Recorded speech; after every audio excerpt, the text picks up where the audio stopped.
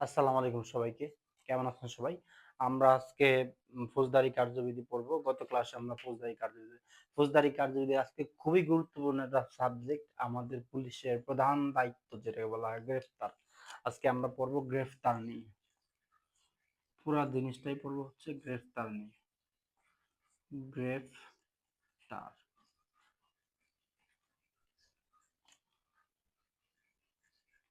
৪৬ ধারা।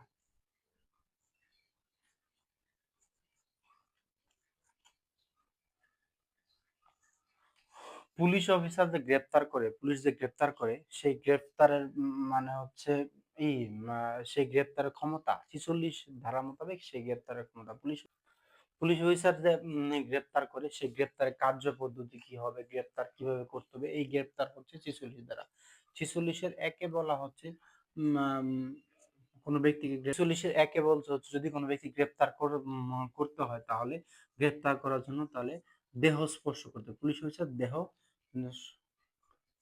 স্পর্শ না করতে পারবে, দেহ স্পর্শ করতে পারবে। গ্রেপ্তার কার্যকর করার জন্য কোনো ব্যক্তির পুলিশ অফিসার কোনো ব্যক্তির দেহ স্পর্শ করতে পারবে। দুইয়ে বলছে হচ্ছে গ্রেপ্তার কার্যকর করার জন্য যদি কোনো ব্যক্তি গ্রেপ্তার করা সে যদি গ্রেপ্তার এড়ানোর চেষ্টা করে বা পলায়নের চেষ্টা করে তাহলে গ্রেপ্তার কার্যকর করার জন্য প্রয়োজনীয় সকল পদক্ষেপ গ্রহণ করতে পারবে। সকল পদক্ষেপ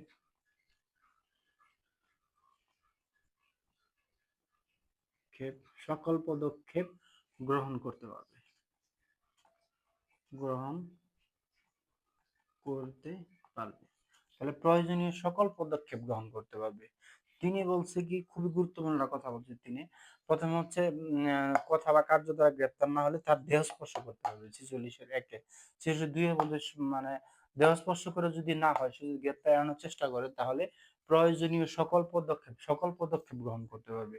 তারপরে ৪৬-এর ৩-এ বলছে হচ্ছে উম যদি কোনো মৃত্যুদণ্ড বা মৃত্যুদণ্ড মৃত্যুদণ্ড বা যাবজ্জীবন যাবজ্জীবন জীবন অপরাধী ছাড়া মানে মৃত্যু মৃত্যু ঘটানো যাবে না। জিনিসটা কিন্তু মানে বলছে কি মৃত্যুদণ্ড যাবজ্জীবন অপরাধী যদি আপনার গ্রেপ্তার করতে চান যে মৃত্যুদণ্ড করার মতো অপরাধ করছে বা যাবজ্জীবন করার মতো শাস্তি পাওয়ার মতো অপরাধ করছে তাহলে সে যদি গ্রেপ্তার এড়ানোর চেষ্টা করে সে দৌড়ে পালানোর চেষ্টা করে বা আপনাকে আক্রমণ করার চেষ্টা করে তাহলে মানে আপনাকে বলতে পুলিশ অফিসার আক্রমণ করার চেষ্টা করে বা পলায়নের চেষ্টা করে তাহলে তাকে আপনি মানে মৃত্যু ঘটাইতে পারবেন কিন্তু মৃত্যুদণ্ড বা যাবজ্জীবন কারাদণ্ড দণ্ডনীয় অপরাধ অন্য অপরাধ যেগুলো করে তাদেরকে আপনি আগ্নেয়াস্ত্র ব্যবহার করে তার মৃত্যু ঘটাইতে পারবেন না। কিন্তু মানে মৃত্যুদণ্ড বা যাবজ্জীবন দণ্ডে দণ্ডিত কোনো ব্যক্তিকে যদি গ্রেপ্তার করতে চান, গ্রেপ্তারের চেষ্টা করে পলায়ন তাহলে তারা আপনি আগ্নেয়াস্ত্র ব্যবহার করতে পারবেন। তাহলে ৪৬-এর ৩-এ খুবই গুরুত্বপূর্ণ পুলিশ হচ্ছে আগ্নেয়াস্ত্র ব্যবহার করতে পারে তার একটা ক্ষমতা ৪৬-এর ৩। ৪৬-এর ১ হচ্ছে কথা বা কার্য দ্বারা গ্রেপ্তার না হলে দেহ স্পর্শ করা হবে। ৪৬-এর ৩ হচ্ছে মানে কার্যকর করার জন্য সকল পদক্ষেপ গ্রহণ করতে। এইটা যদি কাজ না হয় এটা করতে হবে। এই ২ টায় যদি কাজ না হয় তাহলে মৃত্যুদণ্ড দণ্ডনীয় যাবজ্জীবন দণ্ডনীয় কোনো ব্যক্তি যদি গ্রেপ্তারের চেষ্টা করে তাহলে এই ৪৬-এর ১ কার্যকর না হলে, ২ কার্যকর না হলে ৩ কার্যকর কইরা তাকে গ্রেপ্তার করতে হবে। এই হচ্ছে ৪৬ ধারা। খুবই গুরুত্বপূর্ণ ধারা আপনার বই দেখে আরো বিস্তারিত পড়ে নিবেন। ৪৬-এর পরে হচ্ছে ৪৭।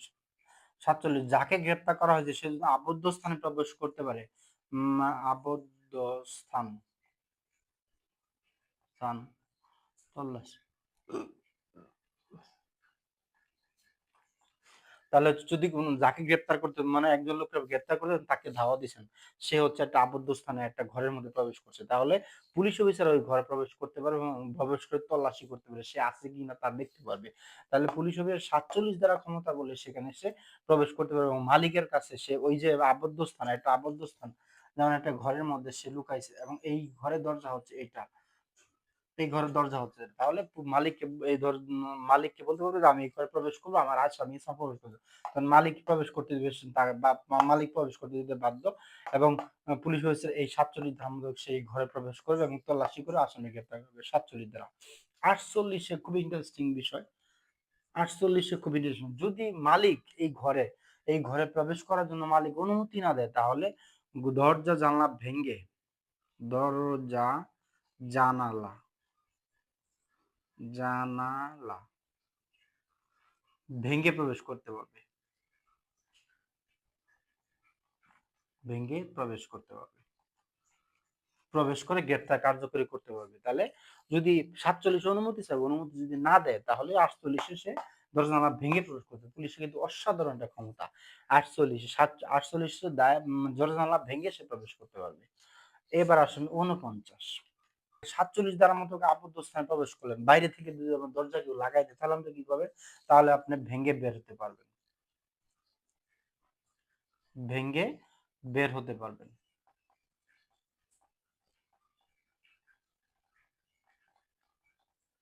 এগুলো আপনার মুখস্থ করার জিনিস না, আপনার জিনিসটা বুঝবেন। 46 হচ্ছে গ্রেপ্তার কার্যকরী করার জন্য আপনি 3 পদক্ষেপ নিলেন, না পারলে 47 হচ্ছে যদি কোনো ঘরে প্রবেশ করে, ঘরে অনুমতি চাবেন, অনুমতি নিয়ে এসে প্রবেশ করবে। 48 অনুমতি না দিলে আপনি ভেঙে প্রবেশ করতে পারবেন। 49 আপনাকে যদি কেউ আটকায় ফেলে, তাহলে 49 আপনি ভেঙে বের হতে পারবেন। এই হলো পড়াশোনা। 50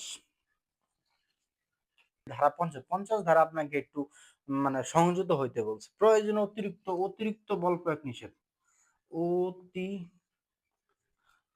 অতিরিক্ত বল প্রয়োগ নিষেধ।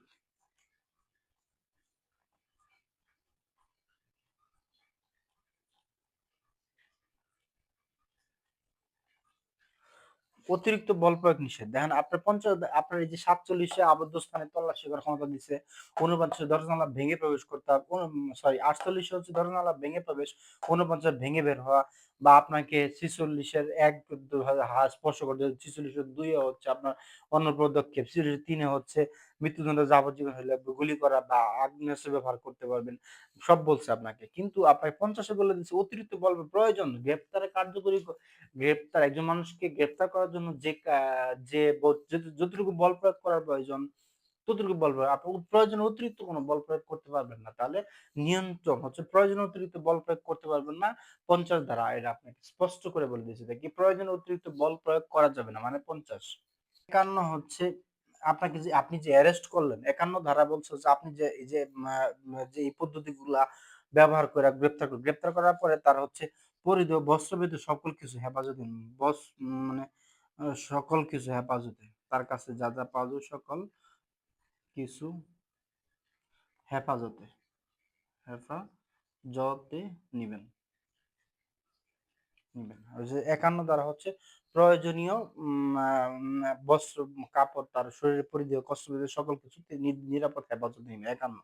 52 হচ্ছে মহিলাদের দেহ মহিলাদের তল্লাশি করতে হবে। এই যে আপনাকে 51 দ্বারা তল্লাশি করে সকল কিছু হেফাজতে নিলেন, তার ঘড়ি নিলেন, তার আংটি নিলেন, তার মোবাইল নিলেন, তার মানি ব্যাগ, এগুলো হেফাজতে নিলেন। কিন্তু 52 হচ্ছে আপনি তল্লাশি করবেন কোনো মহিলা হইলে তার মহিলা পুলিশ দিয়ে করতে হবে, বা নিকটস্থ কোনো আশেপাশে কোনো গণ্যমান্য মহিলা বা আশেপাশে কোনো মহিলা থাকলে তাকে ডেকে তার দ্বারা তল্লাশি, মহিলা তল্লাশি করতে হবে।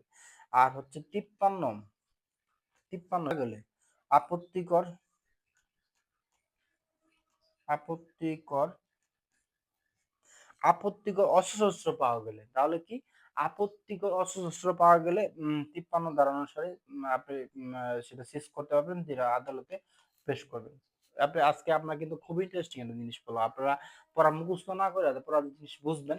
একেবারে স্টেপ বাই স্টেপ কি কি কার্যক্রম, গ্রেপ্তারে কি কি কার্যক্রম, 46 এর 1 2 3 47 48 49 50 51 52 53 কিভাবে সিরিয়ালি এগুলা প্রয়োগ করতে হয়, কোনটা বা কোনটা প্রয়োগ করতে হয়, তাহলে আপনার ধারা মুখস্থ করতে হবে না, আপনার পড়া মুখস্থ করবে। জিনিসটা কি, আপনার পুলিশের কার্যক্রম কি, গ্রেপ্তার পুলিশ কিভাবে করবে, গ্রেপ্তার যে করবে, পরোয়ানা নিয়ে যাবে পুলিশের তারপর কি কি কাজ, এই যে কাজগুলো আপনার এই কাজগুলো করলে আপনি আপনার চাকরি ঠিক মতো করতে পারবেন, আপনার পড়াশোনা পরীক্ষা লেখার জন্য আপনার এগুলা ভালো হবে।